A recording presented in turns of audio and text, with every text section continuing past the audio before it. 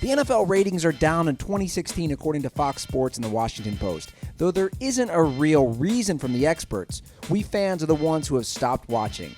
So we have many suggestions as to why fans aren't tuning in as much. Roger Goodell, if you're watching, please listen to our rant. I'm Andy Ruther, and today we dive into 10 reasons why NFL ratings may be down. At number 10, primetime games suck. In Week 1, NFL fans thought the New England Patriots and Arizona Cardinals Sunday Nighter would be exciting. No Tom Brady definitely drew down the hype a bit, but it was a great game. The Pittsburgh Steelers and Washington Redskins Monday Nighter in Week 1 sucked, a 38-16 Pittsburgh victory.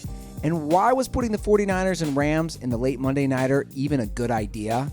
The Eagles-Bears Week 2 Monday Nighter also sucked. Houston and New England on Thursday night in Week 3 was awful, a 27-0 Patriots victory. And the Cowboys' 31-17 win over Chicago on Sunday night that week also sucked. And don't let us forget Week 4, the Dolphins-Bengals and the Steelers blew Kansas City out of the water on Sunday Night Football. Let's get a good primetime game, please. At number 9, Colin Kaepernick's protest and fan backlash.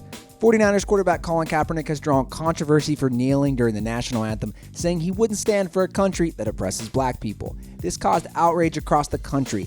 Kaepernick had death threats sent his way and said it would only prove his point. He created a movement to protest the anthem with other NFL players like Brandon Marshall, Dwayne Brown, and Jeremy Lane following suit. This is just another element to the racial tensions in America. Many feel that watching a league with Kaepernick is not in their own interest. Some find his actions incredibly disrespectful to the military. At number 8, let me change the channel. Say what you want about Donald Trump, but he's given us arguably the most enticing presidential election of all time. Nobody thought this guy would actually be in a decent position to assume office.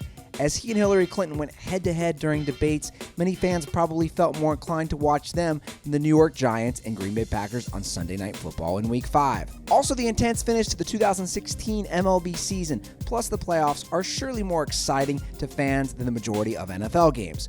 Why watch the regular season of the NFL when MLB playoffs are on? Am I right? At number 7, greedy owners. In 2014, teammarketing.com said the average NFL ticket was $84.43, and to take a family out to a game, it cost the average $479.11. That was in 2014, so we doubt the prices have dropped drastically. Team owners are finding ways to make fans pay way too much money, and most teams aren't that exciting to watch. The San Diego Chargers have their games blacked out because ownership isn't thrilled with the lack of sellouts. If owners care more about money than fans, why should we drop our weekly pay for 3 hours of men chasing a football? At number 6, some teams just suck. Back in 2013, there was outrage from Jacksonville Jaguars fans for airing their game instead of the Peyton versus Eli Manning Bowl in Week 2 of the 2013 season. This prompted the Florida TV station to apologize. The point? Jaguar fans hated watching their own team. Also, how many Cleveland Browns fans want to waste their Sundays watching this team have a new quarterback each and every week? As for the San Diego Chargers, they don't seem to care about their fans. Plus, they suck, so why watch? At number 5, 15-yard penalty for being excited.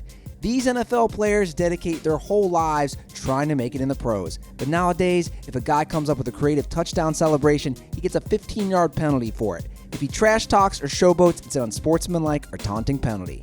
Didn't we all love Terrell Owens and Chad Ochocinco because of their outrageous celebrations? T.O. got away with slamming popcorn down his mouth. Randy Moss pretended to moon the crowd in Green Bay. But now a guy who does a bow and arrow celebration gets a penalty because it promotes violence?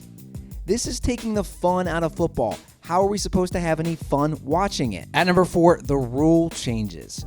Tom Brady tore his ACL in 2008 after an ugly tackle by Bernard Pollard. Couple that with a Carson Palmer injury, and the NFL took action to protect their star quarterbacks. Basically, unless you sack a quarterback or hit them within a millisecond of throwing the football, it's a penalty. Guys can't seem to lay a finger on a receiver without being called for holding or pass interference. Hitting any elite quarterback like Aaron Rodgers or Brady seems to draw an easy 15-yard penalty, even though part of football is roughing up the QB. Defense is part of football, but it's basically impossible to play without taking a penalty that wouldn't have been called 10 years ago. At number 3, concussions. Prior to Super Bowl 50, the NFL announced that concussions had gone up 32% that season. The NFL has a severe concussion problem, and there's only so much they've done to fix it. Jerry Jones has denied a link between football and CTE, which is flat out ridiculous. The NFL hasn't found ways to create helmets safe enough to absorb the hits. They haven't found ways to discipline players for throwing headshots either. According to the Seattle PL, the life expectancy of an NFL player is just 53 to 59, and that was back in 2008. The NFL isn't safe, period. At number 2, Roger Goodell. Nobody is perfect, but Goodell has made a lot of mistakes. Ray Rice only got a 2-game suspension initially for knocking out his fiancée and dragging her body around. Yet Tom Brady got 4 games for possibly deflating footballs without hard proof. By the way, he definitely did it. Goodell also allegedly covered up Spygate for nearly a decade, according to an ESPN report in which they interviewed former Patriots players and coaches for a piece titled From Spygate to Deflategate. Greg Hardy got his suspension reduced for viciously attacking his girlfriend, yet guys get bigger penalties for smoking marijuana? It's a tree! Come on, guys! Something isn't right with this guy, and he's found a way to make himself the most despised figure of the NFL. At number 1, the criminals. Des Bryant viciously attacked his own mom. Ben Roethlisberger sexually assaulted a woman or 2. Rice and Hardy, as we talked about, assaulted their women as well. Adrian Peterson beat up his son with a switch. Sheldon Richardson went on a wild chase against police with a little kid in his car. Alfonso Denard punched a cop. Alden Smith made a fake bomb threat at an airport. Johnny Manziel allegedly attacked his girlfriend. The list goes on and on and on, right, guys? I mean, I could do this forever. There's no denying the NFL has brought along a lot of criminals that society can't have respect for. It's that simple. Have you boycotted the NFL? If so, why? If you like this video and learned a thing or two, clicking the like button helps us out a ton, and we appreciate it. If this is your first time coming around to Total Pro Sports, subscribing is a great idea because we put out videos like this every single day. But as always, thanks for watching, and we'll see you guys next time.